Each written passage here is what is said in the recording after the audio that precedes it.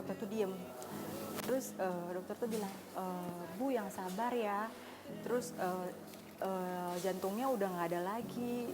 Terus bayinya udah meninggal. Di situ aku benar-benar hancur banget, sedih. Aduh, rasanya itu, aduh luar biasa deh. Soalnya udah gede juga, hampir mau 3 bulan kan. Jadi udah ngebentuk semua gitu. Terus masa sih dok, terus aku nangis di situ. Bu sabar katanya gitu. Jadi gini, semua itu ada hikmahnya. Dokter itu juga cerita, saya juga dulu pernah ngalamin itu. Jadi kalau misalnya kita terusin juga, Tuhan mungkin sayang gitu, mungkin nanti kalau kita terusin ada apa-apa, entah bayinya kenapa, jadi mungkin Tuhan itu ya udah nge-stopin duluan sekarang. Nah, aku pulang ke rumah. Nah, itu kan bayi kan di dalam. Saking aku sedihnya, itu aku lama loh untuk ngekuret gitu. Kamu mesti tetap ingin Jadi bersama. tetep gitu loh. Terus suami aku bilang, sayang itu nggak boleh gitu. Maksudnya kamu nggak boleh, itu harus dikeluarin.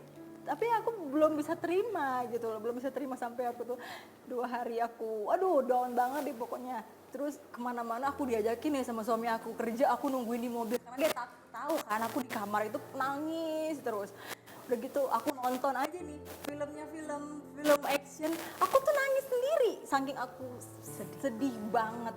Nah mulai dari situ aku ini juga kan, ini kenapa ya bisa seperti ini. Nah aku cerita ke dokter, ini juga bisa satu kelainan kromosom, dan satu lagi mungkin ada faktor capek, stres mungkin yang gak kita sadari gitu loh Karos. Kadang-kadang kita stres itu, oh kita stres, tapi stres yang paling jahat itu kadang-kadang kita nggak tahu kalau kita stres gitu loh. Kita nganggapnya kita happy, tapi otak dan tubuh kita ini dan hati kita itu stres. Yang juga membuat kamu stres, yang kamu nggak sadarin adalah ketika kamu menikah gitu kan, ada berita-berita yang nggak enak juga tentang suami kamu yang ini gitu loh. Aduh aku no comment masalah itu Karos. Itu bikin stres nggak tapi? Nggak bikin stres.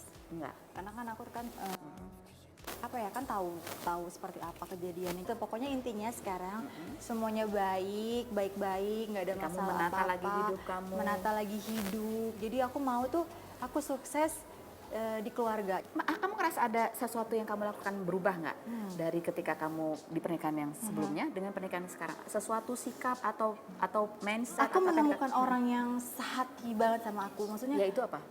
Iya, aku menemukan suami aku yang sekarang ini benar-benar ngebuat aku luar biasa, kayak ikhlas, terus udah gitu. Ikhlas tuh dalam hal apa? Ikhlas tuh dalam arti gini. Jadi setiap apapun yang kita lakuin, jadi kayak misalnya kita harus izin sama suami dulu. Jadi istri yang baik gitu loh. Dan Jadi, itu kamu lakukan dengan ikhlas? Iya, Bukan ikhlas. karena terpaksa atau karena Iya, itu sebuah enggak. keharusan nggak? Nggak terpaksa. Jadi aku tuh kayak misalnya kalau dulu kan ya gimana ya, nggak usah ngebahas masa lalu deh.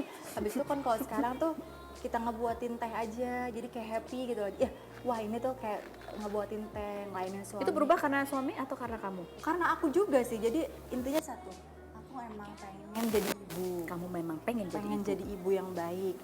Pengen apa ya, jadi bisa kebanggaan. Jadi ada seseorang yang bisa bersandar di aku gitu. Ya aku jadi sedih gitu loh. Tapi sekarang aku udah happy, alhamdulillah. Siapa yang bersandar di kamu sekarang? Anak aku dong. Itu yang membuat kamu. Iya, itu yang ngebuat aku. Gimana? Acting nangis? Oh gitu. Senyumnya. Jambe! Jambe! Jambe!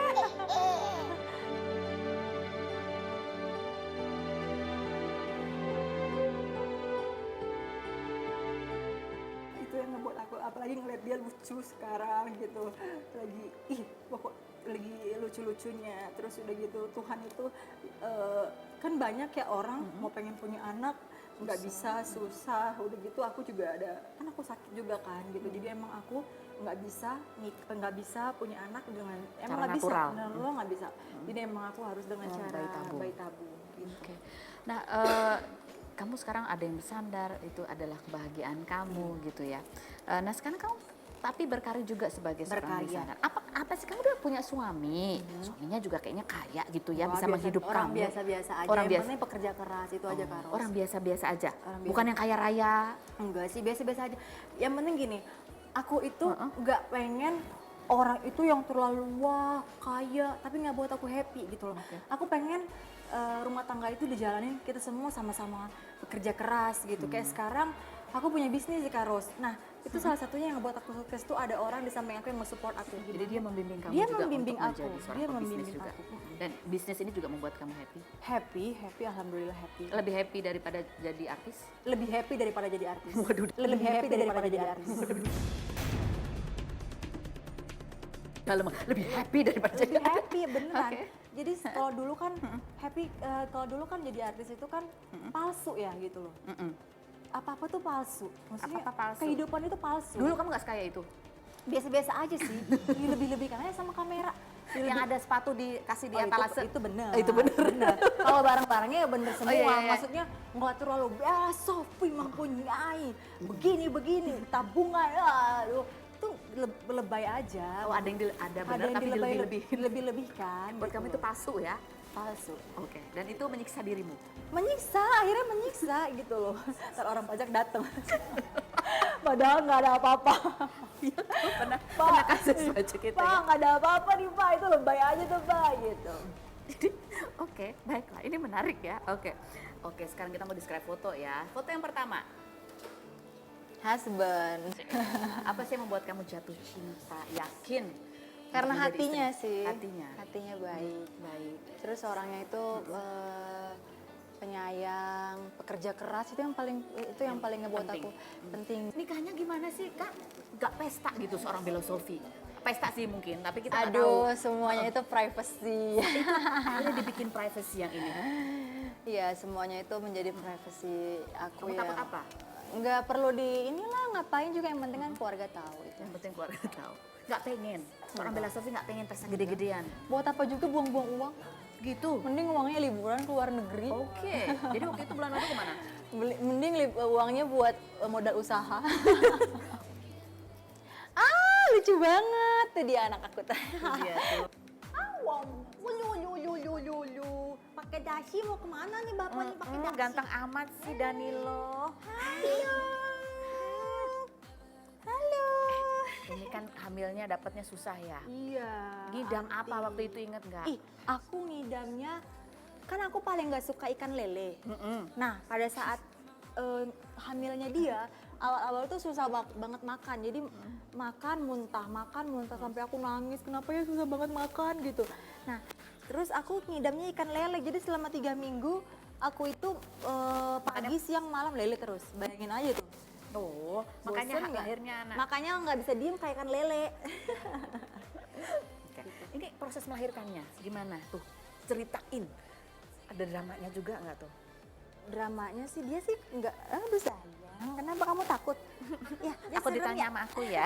Serem ditata, aku Serem ya? ditanya-tanya ya. Enggak kok ya. Kamu nggak ditanya-tanya, kok kan kamu belum bisa ngomong. Melahirkannya sesar. Cesar, ngelahirinnya, Bapaknya nemenin. iya dong, kan ada fotonya. Oh, ada fotonya. Itu gimana? Terus udah gitu, momen-momen itu? lancar aja sih, nggak Lancar ada. aja? Lancar. Jadi gini, waktu pada saat mau masuk ruang operasi, orang-orang kan bilang bakalan sakit disuntik, bakalan ini, bakalan itu. Semuanya lancar loh Karus. Terus udah gitu aku aja lahiran besok pagi udah mandi sendiri, udah jalan-jalan. Kayak nggak hamil, dokter aja bilang, Bu, ibu nggak kayak habis lahirin deh Bu, gitu. Jadi emang ibu tangguh. Oke, Butang. Apa yang berubah dalam kehidupan Bella Sophie setelah punya anak? Yang berubah banyak banget lah yang berubah. Sebenarnya berubahnya itu nggak berubah gimana sih, jadi kayak lebih jadi apa adanya aja. Jadi kayak nggak palsu kayak yang di kamera itu lagi. Lebih apa ada? Kalau seandainya anak kamu udah gede, terus sejak digital kan masih ada ya, kamu akan bilang apa sama anak kamu? Ya gini, kalau misalnya nanti dia udah ngerti, pasti aku akan jelasin Bahwa bahwa ya udahlah ya, nggak mau dibahas hal-hal yang negatif ya deh. bahasanya gini, gitulah nak ya, ibu kan dulu pernah muda. Oke. Jadi masih marah mata Talim? Marah pasti ada lah gitu, tapi ya jangan lama-lama juga, maksudnya ya udah gitu. Tapi makanya aku udah ini sama dia, udah Jadi hari ini masih lagi marah nih masih?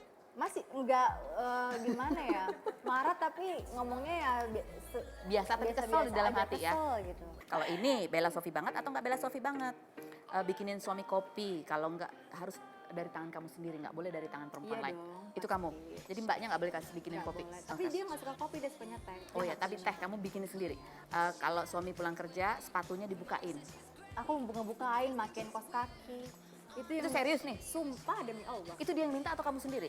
Jadi orang tuh sisi Bella Sophie yang lain tuh mereka nggak tahu. Jadi aku itu suami itu aku urusin. Jadi misalnya mau kerja, aku siapin bajunya yang mana, ini yang mana. Terus mau pergi kerja, aku pakaiin kaos kaki, aku bukain sepatu gitu. Kalau suami cuek, kamu cari masalah untuk bisa menarik perhatiannya.